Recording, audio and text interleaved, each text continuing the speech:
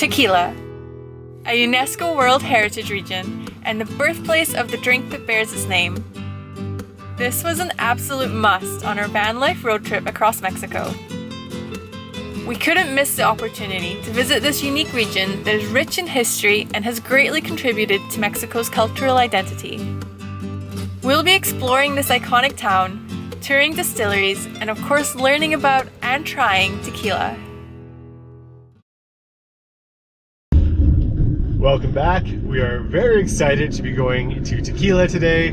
We are up in the mountains. It is 34 degrees. We're surrounded by blue agave, and we're excited to learn more about the drink Mexico is known for. We just crossed over the Nayarit-Jalisco border, and we are currently driving over a desert mountain pass that is filled with the blue agave fields. It's so cool to see. As we drove further into Jalisco, every square inch of land was covered in agave plants, creating this beautiful landscape found nowhere else in the world. After a few hours of driving, we finally arrived to the town of Tequila. So there's a dirt lot here, which is about a 5-minute walk away from the main square of Tequila, and we can park all day and all night for 100 pesos. So this is where we're staying.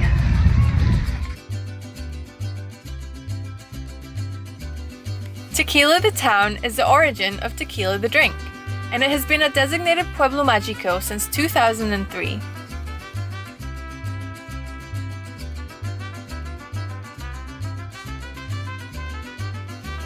The historic downtown is beautiful. The main square is surrounded by old buildings, and the cobblestone streets branching off are lined with manicured trees and old haciendas.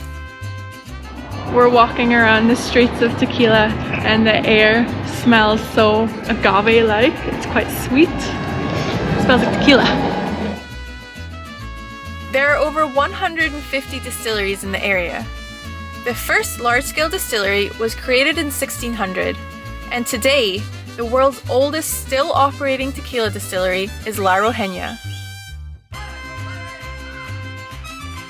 They've been producing tequila since 1795 and make the world's best-selling brand of tequila, Jose Cuervo.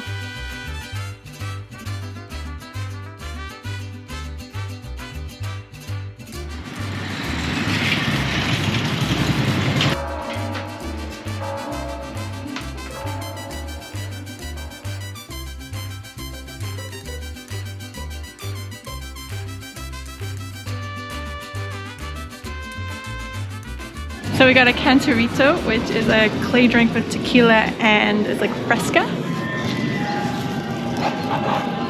Oh, it's really good. And some tequila for Finley. Yes. So it is crazy hot here over on the mainland, so we picked up some doggy shoes for Finley, and this is the first time that we're putting them on him, and it's pretty funny. Oh my goodness, Finley, what is wrong with your paws? Forward, bud. It's okay. Yep, forward. Come Let's on. go for a walk. Yeah, let's go for a walk. We're going for a walk, Come on, bud? let's go for a walk. Alright, we'll go up on the water bowl. Come on, buddy. Come on. Oh, good boy. See? You're fine. You're fine, bud. You're doing great, buddy. See? Your legs work. We're back downtown, not to drink tequila, but to learn about it. And we're starting with the National Museum.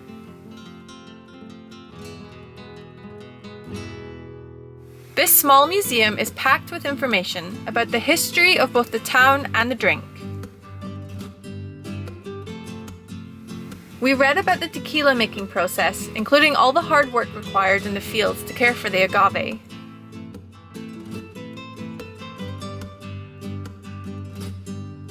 And we admired their collection of bottles, both old and new.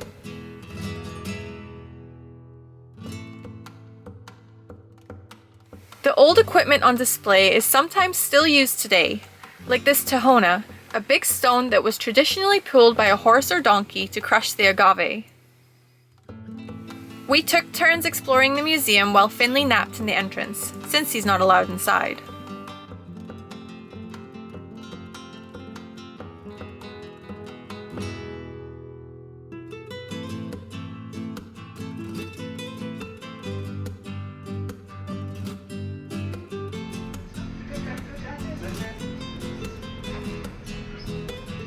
We found an ice cream store that serves tequila flavored ice cream, and it is delicious. It's a perfect way to cool off in this heat because it is about 35 degrees outside right now. It's so hot.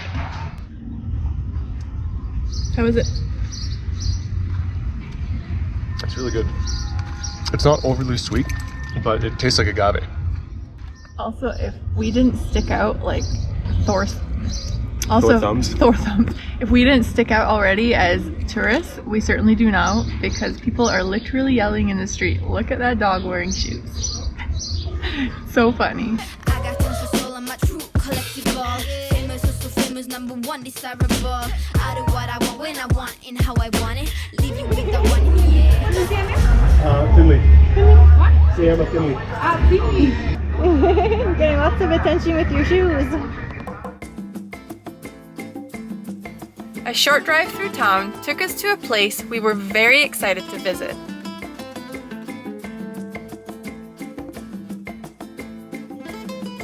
We've just arrived to our next stop. It is a tequila distillery that is allowing us to stay overnight, and apparently they have a pool that we can use. In this heat, we were very excited about the pool. But we're more excited to tour the grounds with our host Jose. We tried some new fruits from his garden before moving on to the agave fields to learn even more about tequila. Jose is the owner of this family-run organic distillery. He also used to be the mayor, and he applied for tequila's Pueblo Mágico status. Like Scotch whiskey is to Scotland, the name tequila is protected. It has to be produced from the sugars of the Blue Weber agave, and it has to be grown and processed in these specific appellation areas. The reason why this land is so perfect for growing agave is because of this volcano. Volcanic eruptions created a mineral-rich landscape and filled the area with obsidian. This obsidian would cut the feet of the indigenous people, and so they named the volcano Tequila, which means place where they cut in their local dialect.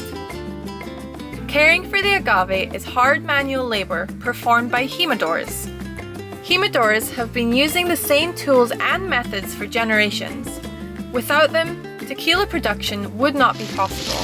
We can separate the root of the baby agave, the union to the mother plant, and we cut and obtain a new plant of agave. Oh. The way it is, this is the baby agave, and we take and okay. A good worker only requires 1 or 2 touches. Maybe I need 20 or 30 touches. Okay.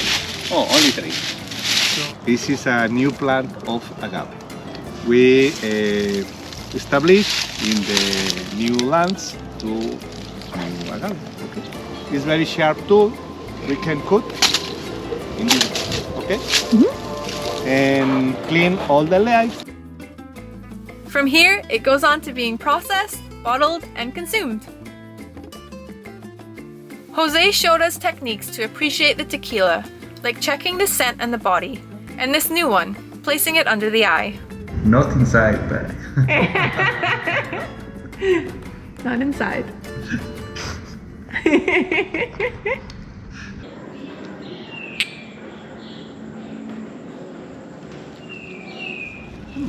Jake's making his first cantarito.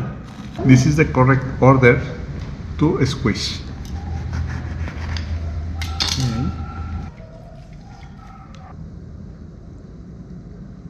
Put the juice in the mouth of the cantarito, and then you put the chile. In Mexico we have approx 500 of different species of chile. This is chile Tajín. Oh, inside, please. No problem. Perfecto.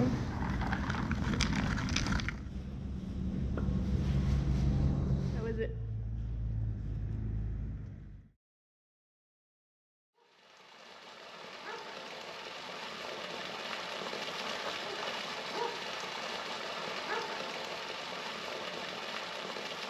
So we camped at the tequila distillery last night and we spent the morning relaxing by the pool.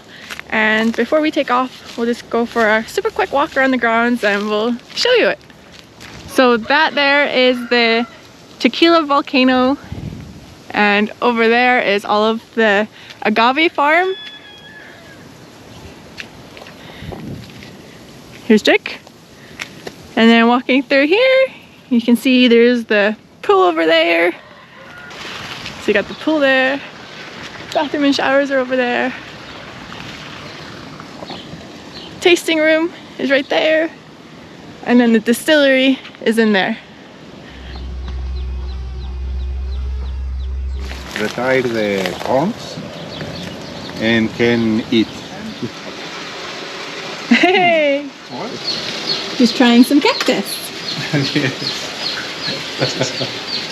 Gracias. Okay. We were just saying our goodbyes and Jose gave us some fresh cactus from the garden to try. And it tastes very similar to snap peas. So we're just heading back to the van now and we'll get ready to head to the next stop.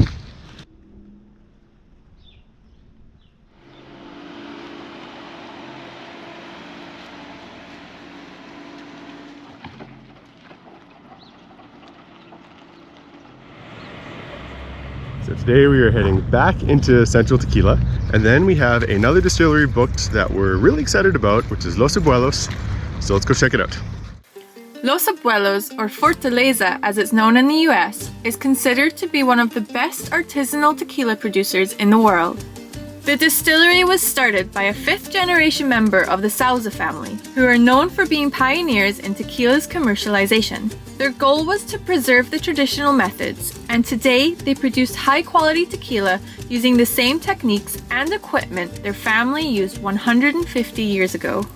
Once harvested, the agave is cooked in an old brick oven. The fibers are then crushed using a stone tahona to squeeze out the juice, which is then fermented in these old wooden tanks, then distilled and aged. That looks like ice cream. Did you guys get it right? That's some freshly made tequila. You can even touch it. Not only is the tequila produced in the traditional way, the bottles are as well. Each bottle is hand blown, then silk screened with the Los Abuelos logo. The corks are all individually cast and painted, and the bottles are labeled and packaged by hand as well.